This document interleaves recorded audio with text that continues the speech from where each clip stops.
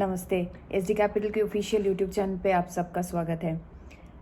ये आज का जो सेशन है ये 3rd नंबर सेशन है जो 4 सीज़न सीरीज़ ऑफ सेशन हम कर रहे हैं, जहाँ पे इम्पॉर्टेंट पॉइंटर्स हम डिस्कस कर रहे हैं बिगिनर्स के लिए, सो दैट वो लर्न करे, वो थोड़ा रिसर्च करे और ख़ुद से इक्विटी मार्केट में इन्वेस्टमेंट करना शुरू करे।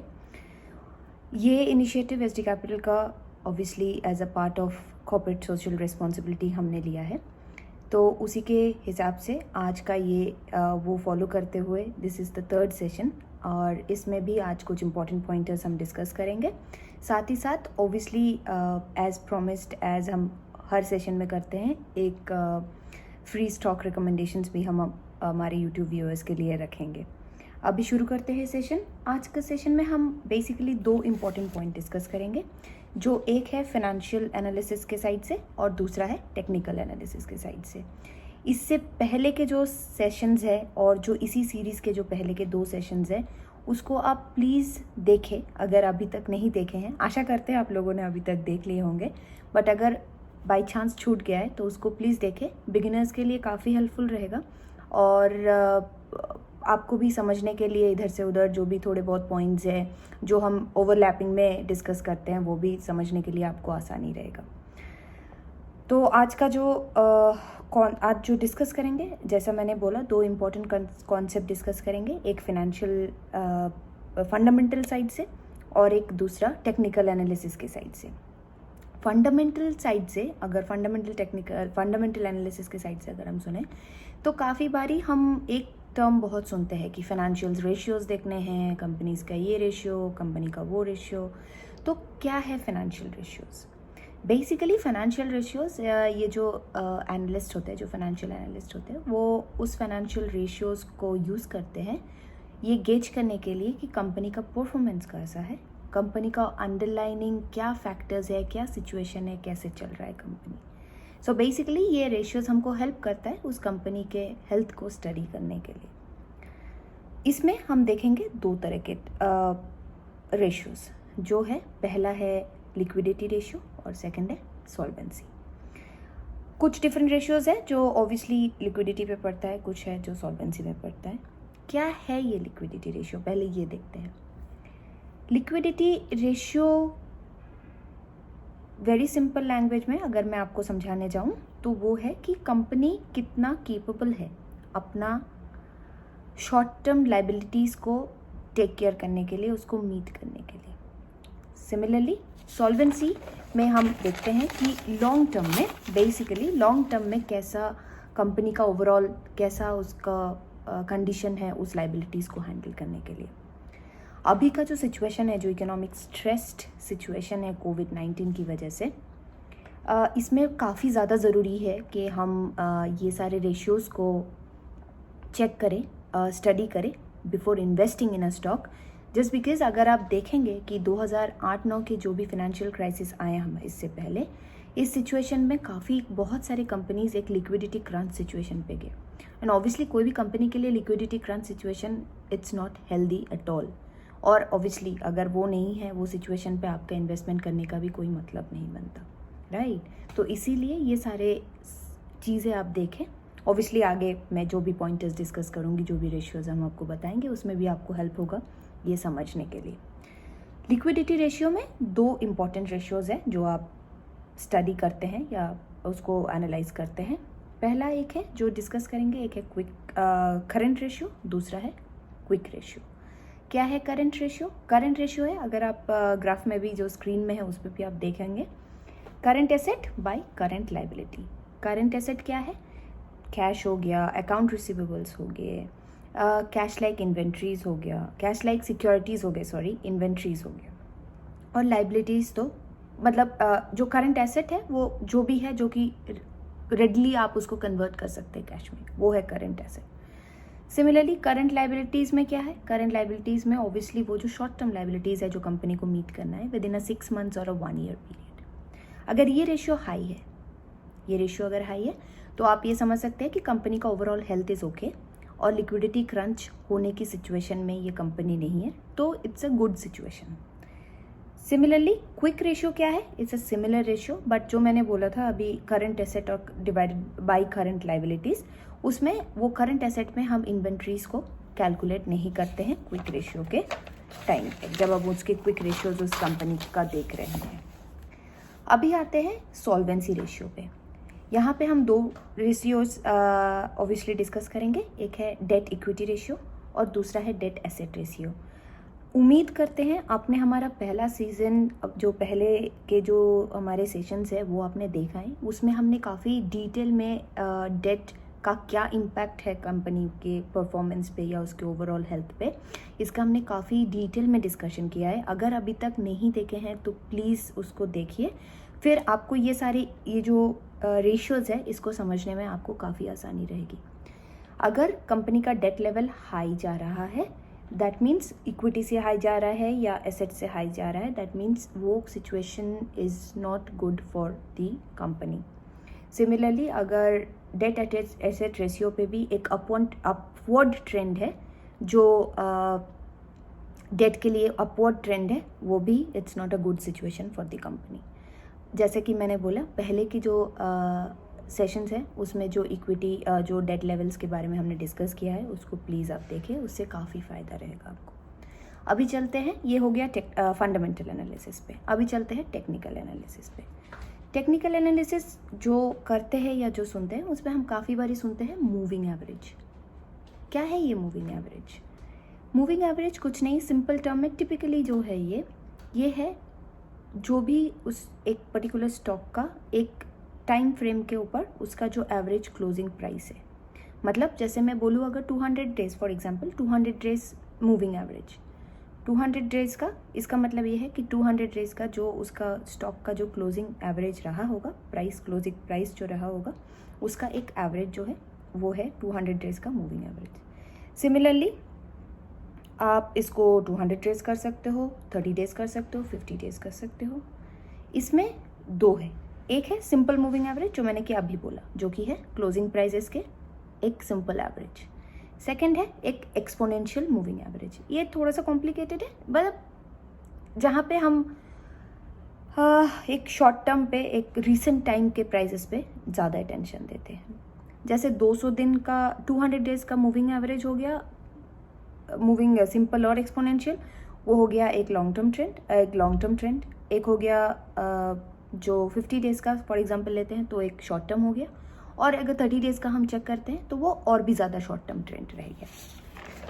तो इसमें बेसिकली आपको क्या देखना है, how do you read this, क्या इस रेशियो को कैसे पढ़ेंगे आप। जब short term moving average, that means 30 days या 50 डेज़ फॉर एग्जांपल का average long term moving average को, दैट इज़ 200 डेज़ का मूविंग एवरेज को क्रॉस कर जाता है and there is still an upward trend, वो फिर भी ऊपर जा रहा है, इसका मतलब ये है कि ये सिचुएशन एक यहाँ पे मतलब ये है कि एक बुलिश सिग्नल है।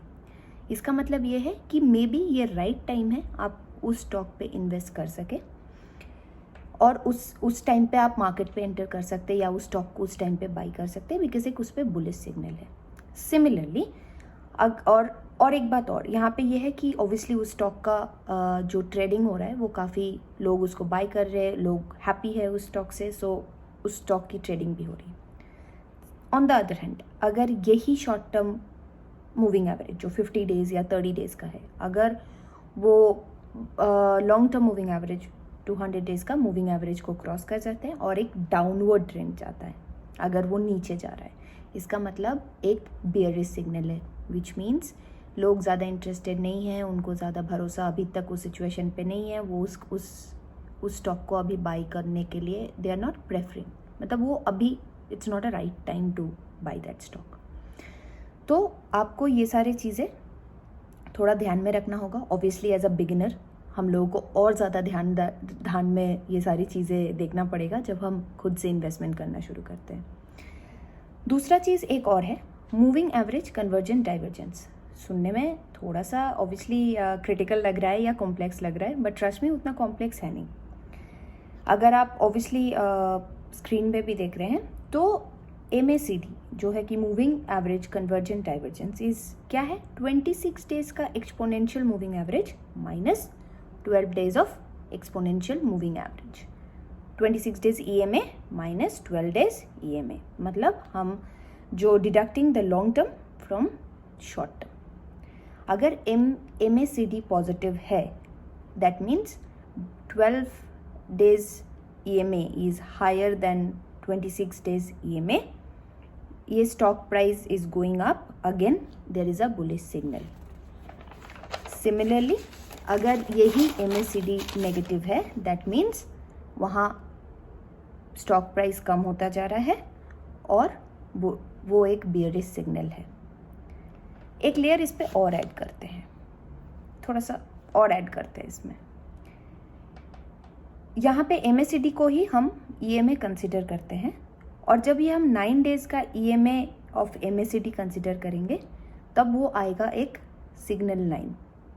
यहाँ पे थोड़ा सा ध्यान से सुनिए, ये थोड़ा सा ध्यान से अगर सुनेंगे तो आसानी रहेगा इसको समझने में. ये MACD अगर सिग्नल लाइन को क्रॉस कर जाते हैं और अपवर्ड मूव करते हैं, again there is a bullish signal. Similarly MACD को क्रॉस करके, सिग्नल लाइन को क्रॉस करके अगर डाउनवर्ड मूव करते हैं तो उस पर बेयरिश सिग्नल है, राइट. जो भी इन्वेस्टर या जो हम में से है जो टेक्निकल एनालिसिस पे काफ़ी ज़्यादा बिलीव करते हैं, आपको एक चीज़ बहुत केयरफुली समझा दूँ.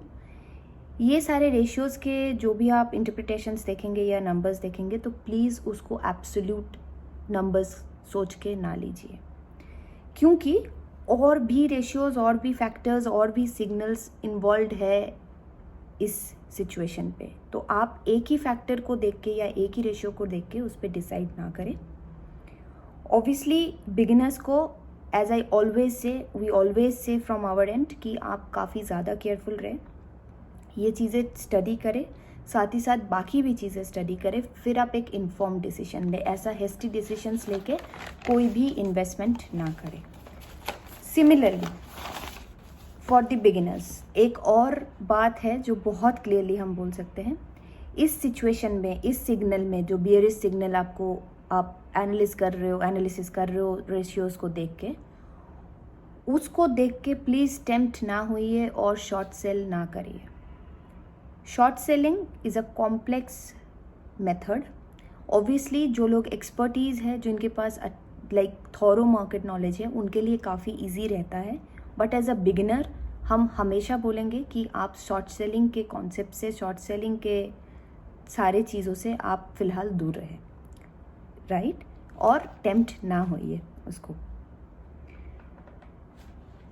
अभी चलते हैं फ्री स्टॉक रिकमेंडेशन पे. बट उससे पहले आप सबको एक चीज़ बता दें, हमारा जो वेबसाइट है SD कैपिटल का, वो ऑब्वियसली लाइव हो गया है and we are very happy and excited about that.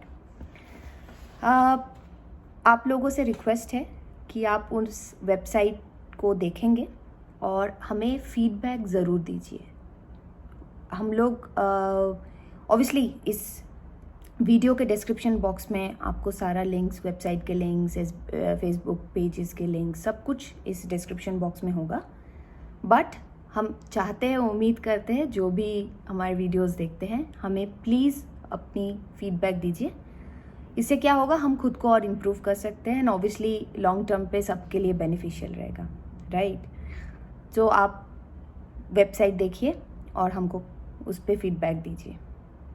अभी बात करते हैं फ्री स्टॉक रिकमेंडेशन. इस वीक इस टाइम पे SD कैपिटल को लगता है सीमेंस पे आप इन्वेस्टमेंट कर सकते हैं. वो एक बुलिश रन पे है. अगेन जो भी उसका stock by price, sale price या फिर स्टॉप लॉस प्राइस होगा, वो सिर्फ हम अपने क्लाइंट्स के साथ, SD कैपिटल के क्लाइंट्स के साथ डिस्कस करते हैं. बट पहले कि आपने जैसे देखा है, यूट्यूब व्यूअर्स को भी काफ़ी हेल्पफुल रहा है हमारे स्टॉक रिकमेंडेशन से. सो अगर सीमेंस आपके पोर्टफोलियो को मैच कर रहा है तो ये राइट टाइम है सीमेंस बाई करने के लिए. आज के लिए इतना ही. ऑब्वियसली मिलेंगे इसके नेक्स्ट सेशन पे इन 15 डेज प्रॉबली. साथ ही साथ कोरोना अभी तक गया नहीं है एंड स्टिल ये चीज़ें चल रहा है. उम्मीद करते हैं आप लोग सब सेफ रहेंगे। प्लीज़ स्टे होम, बाहर नहीं जाइए जब तक बहुत ज़्यादा ज़रूरत नहीं है। सोशल डिस्टेंसिंग, सैनिटाइजिंग, आप हमारा सोशल ये सब तो अब नॉर्मल नॉर्म्स हो गए हमारे लाइफ का। इसको फॉलो करिए और सेफ रहिए। मिलते हैं नेक्स्ट वीडियो पे। वीडियोस देखिए, फीडबैक दीजिए, और आज के लिए इतना ही। मिलते हैं नेक्स्ट वीडियो पे। तब तक please take care. Thank you so much. Bye.